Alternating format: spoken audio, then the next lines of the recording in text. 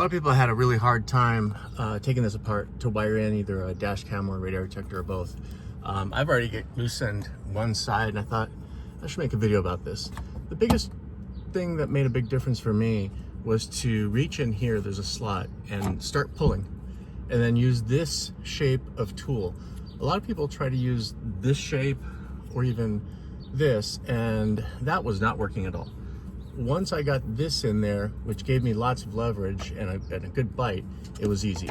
So the last one left is this one. It's gonna be hard to do while I'm holding the camera. Let's see.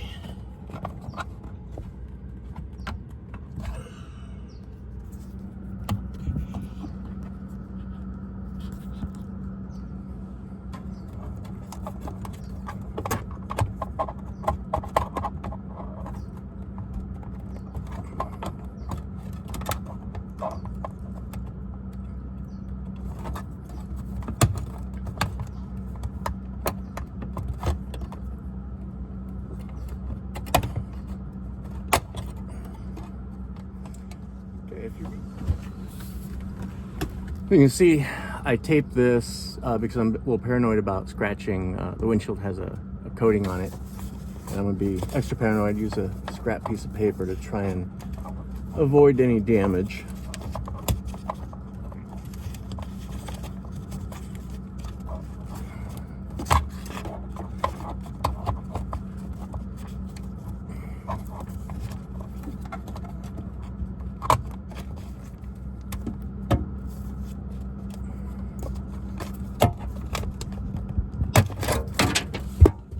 Well, that was fun. It's unreal how solid these clips are, and the most of the clips ended up staying in the car. One came out with the cover.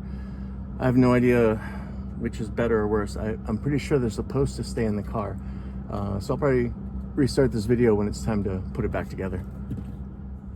It would have been really hard to try to insert these while holding the camera or really see it if I put the camera down. So I inserted them, and basically it's pretty easy. You're taking the pins, the smallest pins in that kit, and putting them into the red and black wires, just like the color codes of the kit. It's just that simple. And they can be a little bit finicky to go in. If you find resistance, just turn the connector 90 degrees and try it again. They'll fit in one direction or another with a little bit of resistance, not a lot. And then you zip tie into place, because that's what's going to keep them from coming out and from touching each other.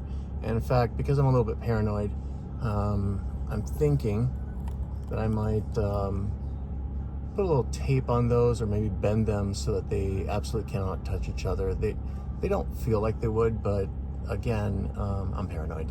What I ended up doing for electrical safety is just taking this ultra thin, narrow zip tie and running it between the pins all the way around the connector.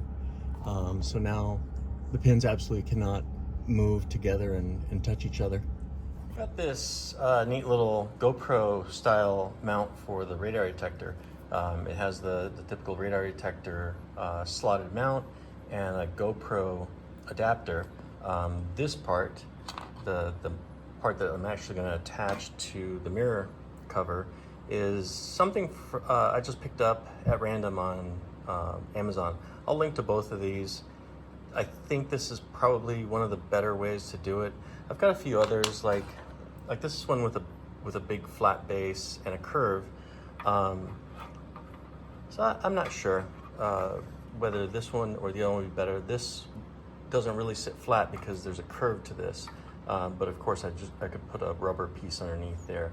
I'll do a little fiddling and see which one fits best. I decided to go with the little aluminum mount, and to stabilize it and help it stick, I applied a little strip of 3M VHB tape, double-sided dense rubber tape.